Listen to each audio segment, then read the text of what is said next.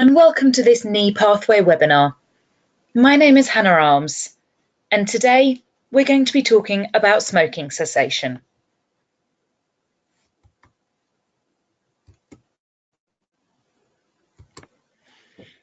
First of all, we will be looking at preparing to quit smoking. Secondly, we're going to start looking at the reasons behind why it is that you're choosing to quit smoking. Next, we're going to touch on how smoking affects your health and the health of the others around you. And finally, how does your body start to recover after you have that final cigarette? So first of all, let's look at preparing to quit. So what is it that you need to think about? Well, the key to stopping for good is being prepared and making a plan, but it has to work for you. Have a think about how quitting is going to improve your health and lifestyle.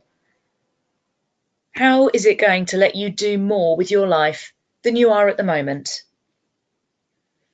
Next, I want you to grab a piece of paper and a pen. And on that piece of paper, I want you to write down your top 3 reasons for quitting smoking. Take a couple of minutes to think about it, as we'll be coming back to these later in the presentation.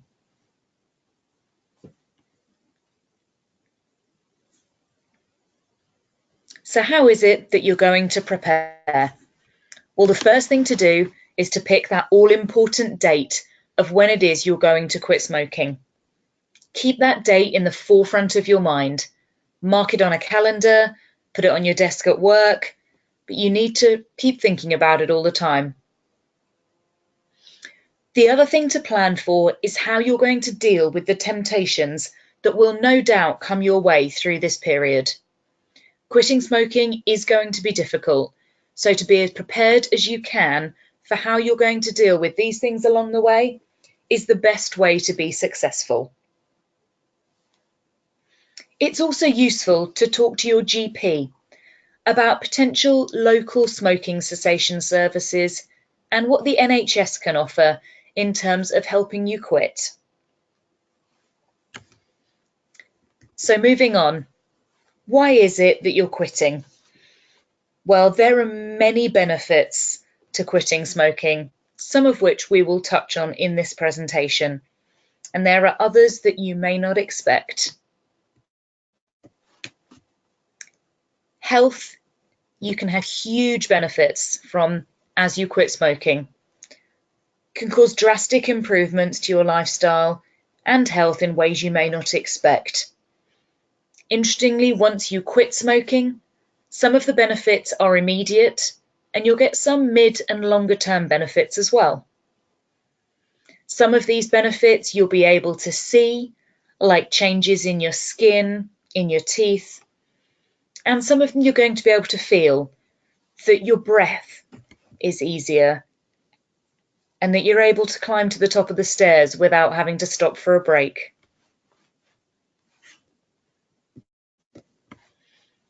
Now looking at the people around you, your family and friends, more than 80% of secondhand smoke is invisible and odourless.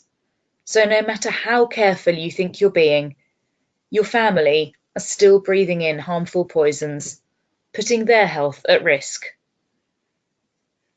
Also, children whose parents smoke are 3 times more likely to take up this habit as well. Let's set a good example for them. Finally, money. An average smoker spends on average £250 a month on cigarettes. Now that works out to £3,000 a year. So I'll let you think about how many years you've been smoking and what that totals to. Just think what else you could be spending that money on.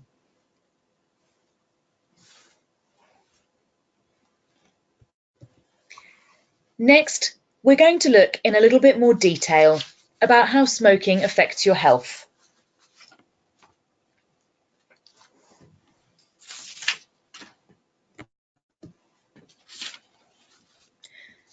Smoking is the biggest cause of preventable death in England and accounts for over 80,000 deaths a year.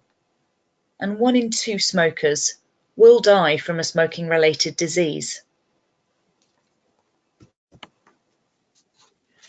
So first of all, focusing on your heart and the circulation around your body. If you're a smoker, your blood pressure and heart rate are both increased. You have a higher chance of clot formation. Smoking also reduces the oxygen which gets to your organs. It doubles your risk of having a heart attack, and smoking also increases your risk of stroke, coronary heart disease, and peripheral vascular disease.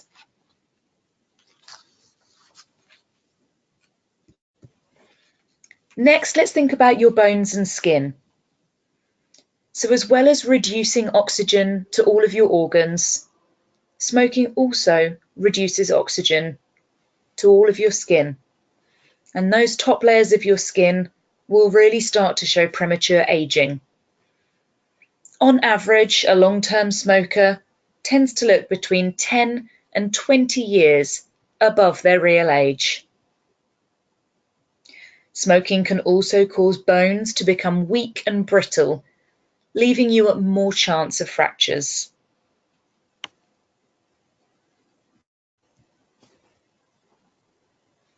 Moving on now to the lungs, mouth and throat.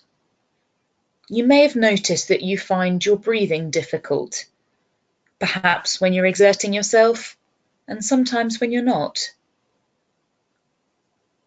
Often smokers will have bad breath, stained teeth, and are at a much higher risk of gum disease. Smoking increases the risk of pneumonia, emphysema, COPD, and also lung cancers. Recent statistics have shown that smoking causes 84% of deaths from lung cancer and 93% of deaths from throat cancer.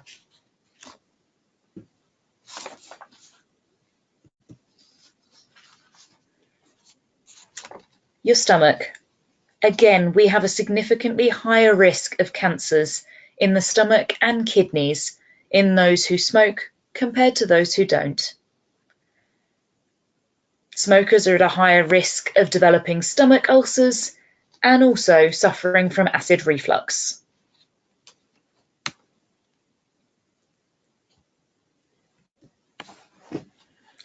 So the final area we're going to look at, linking health to smoking, is fertility. Smoking can cause male impotence, and it also increases the risk of testicular cancer. Recent research shows that 120,000 men in the UK alone who are in their 20s and 30s are already impotent due to smoking. Smoking can also reduce female fertility. It increases our risk of cervical cancer, and fertility of smoking women is around 30% less than that of non-smokers.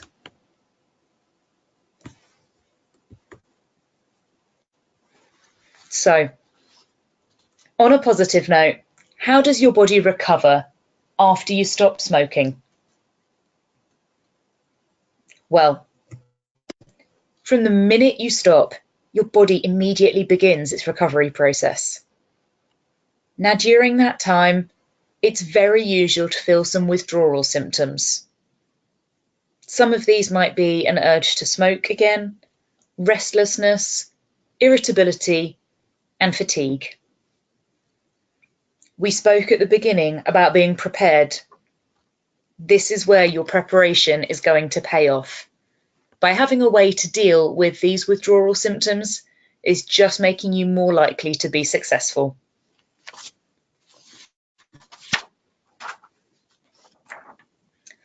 So how are you going to manage these withdrawal symptoms?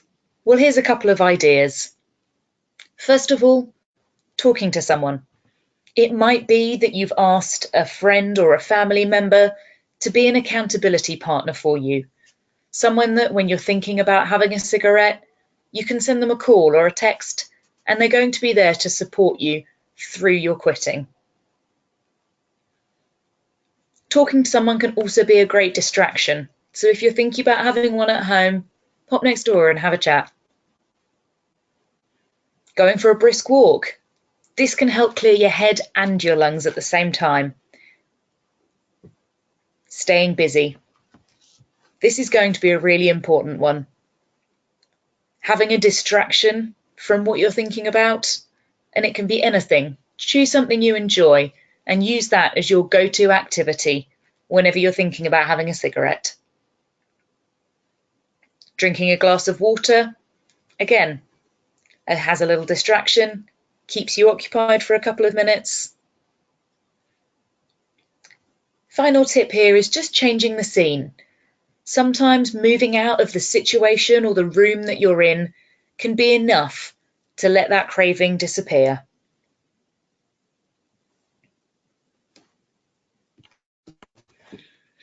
Next, we're going to look at a timeline for recovery after you quit smoking. As soon as 20 minutes after that last cigarette, your blood pressure returns to a normal level. 8 hours after quitting, the carbon monoxide that's been flowing in your bloodstream is cut in half. Moving on, 3 days. You already will be noticing that your ability to breathe is easier. 2 months after quitting, and your circulation has improved, your lung function has already increased up to 30%.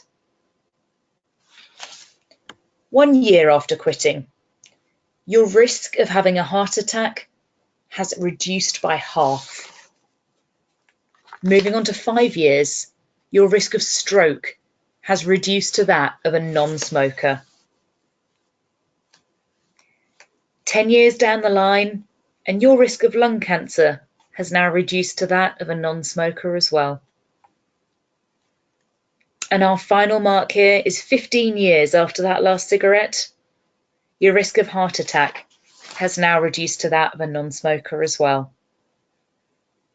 The benefits to quitting smoking are endless, but here shows you really how much it can benefit your health.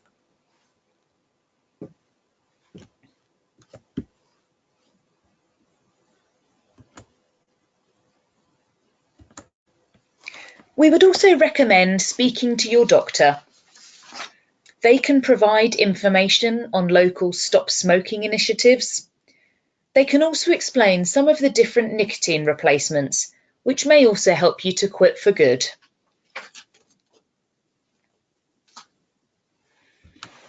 So as we near the end of this presentation, a couple of stop smoking hacks for you. Number 1, remember everything we said about preparation. Pick your date and make sure you know how you're going to deal with those temptations and your withdrawal symptoms along the way. Make sure you've sought out support from a friend or family member, an accountability partner even. And remember to check out what the NHS can do for you as well. Remember those 3 reasons we wrote down at the beginning? Keep them somewhere you can see them every single day. Remembering these reasons is going to keep you remembering why it is that you are doing this for yourself and those around you.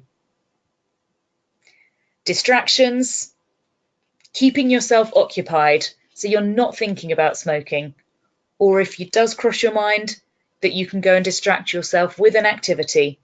Play a game on your phone, go and talk to someone. And remember, it's never just one.